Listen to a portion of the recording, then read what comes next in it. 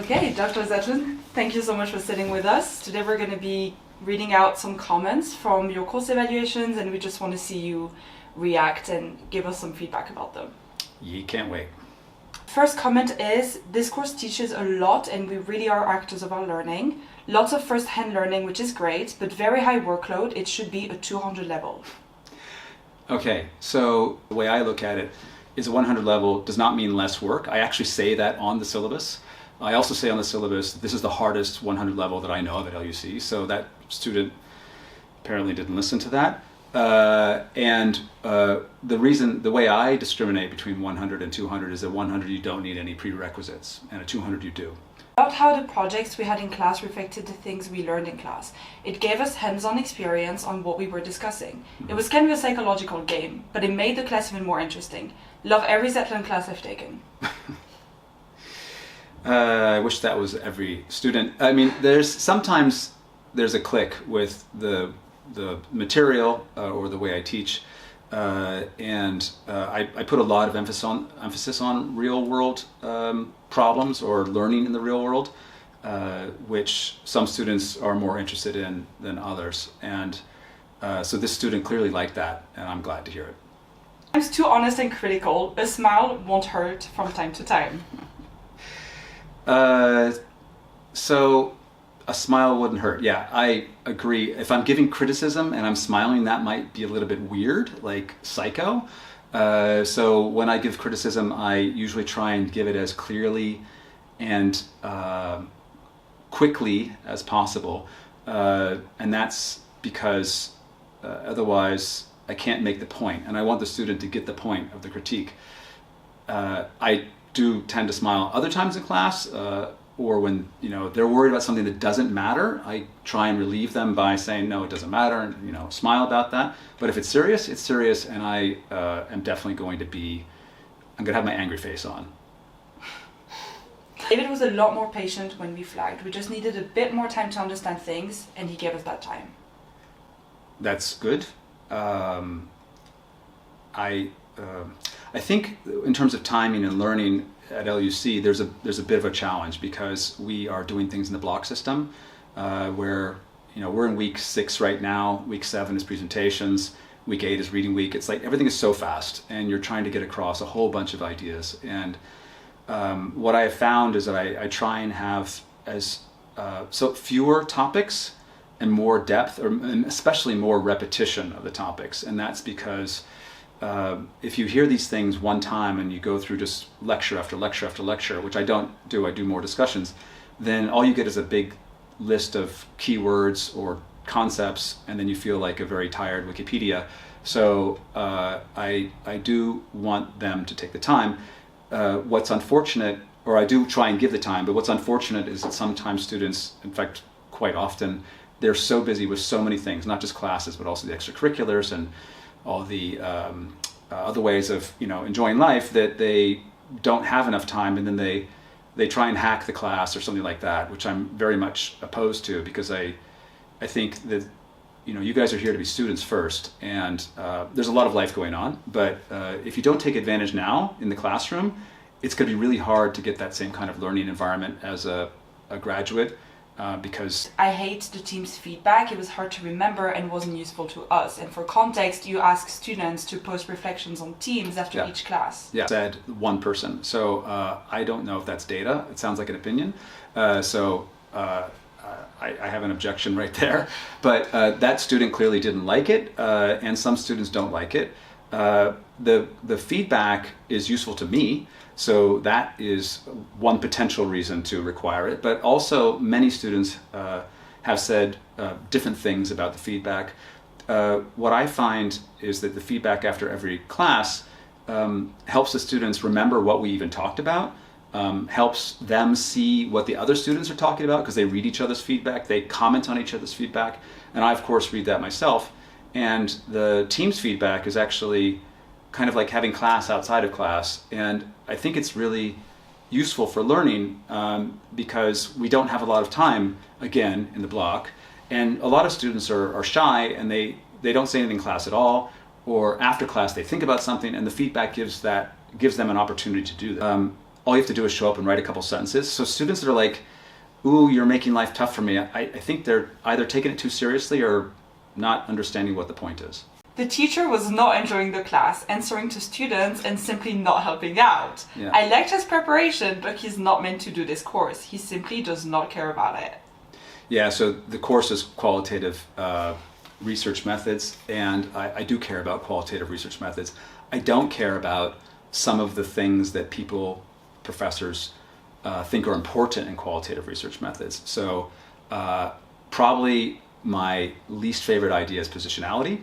And that is where the way I've heard it. So my definition of this is that you need to take into account the fact that we are different people. What I have heard students say is that because I am X and Y and Z, I cannot talk to somebody who is not X and Y and Z, or vice versa. And they feel like they have this crazy invasive imposter syndrome when they want to talk to somebody. And I have ranted repeatedly at this being a very bad way of seeing positionality because it creates this barrier between people. And I said, your job is to try and understand someone else, and positionality is, yes, people are different, great, do your best to understand that person and be sympathetic. Now, qualitative research methods, very important. You got to talk to people. You can't quantify everything. So it's like, please take that class, please talk to people, do interviews. They're very, very valuable. In fact, I have interviews as bonus points in every one of my classes. Next comment is about you. What a surprise.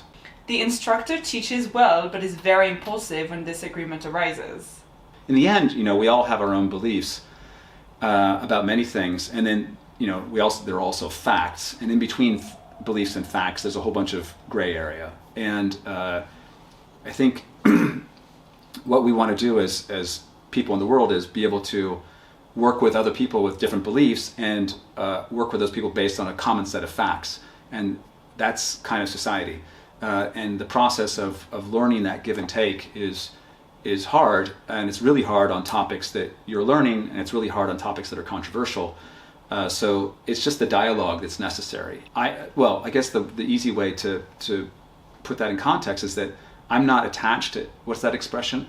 Have strong beliefs lightly held. So if someone says something to me and it actually is something that I should believe instead of what I've currently believed, or something that I should think instead of what I've currently or used to think, then I will change my mind and I will be a different person as far as that's concerned from that moment forward.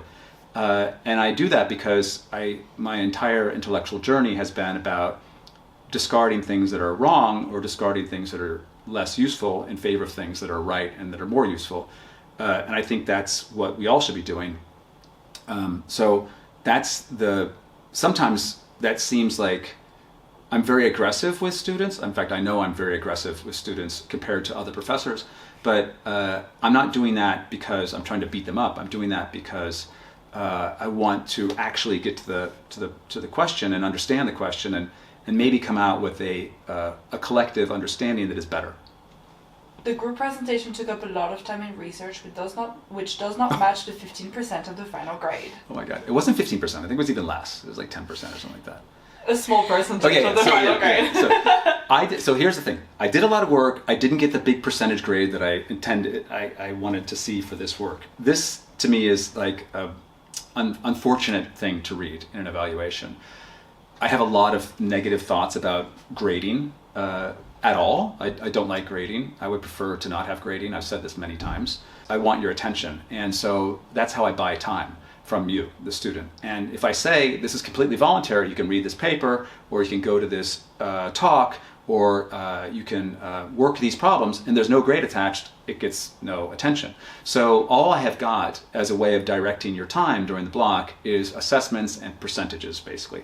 So the group project was where I wanted you guys to work together, and if I didn't put a percentage on it, you wouldn't work together at all, and that would be the end of that. So if I put 5%, 10%, 50%, it doesn't matter, you're still going to have to work together, and that's the challenge. The learning is working together. The learning is not the grade you get. The learning is not the 15%.